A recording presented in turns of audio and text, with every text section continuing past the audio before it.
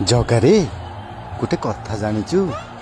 ସାମାନ୍ୟ ଗୋଟେ କ୍ରିକେଟ ଖେଳ ଫାଇନାଲରେ ଏତେ ଲୋକମାନଙ୍କର ଭିଡ଼ ଜମିଲା ଯେ ସେଠି 11 ଜଣଙ୍କର ଜୀବନ ଚାଲିଗଲା।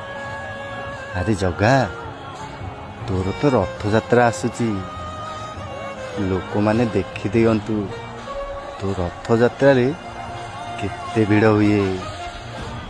ଆଉ ଆଜି ପର୍ଯ୍ୟନ୍ତ କେହି ବି ତୋ ରଥଯାତ୍ରାରେ 10 ଜଣ ବି ମରିନାହାନ୍ତି।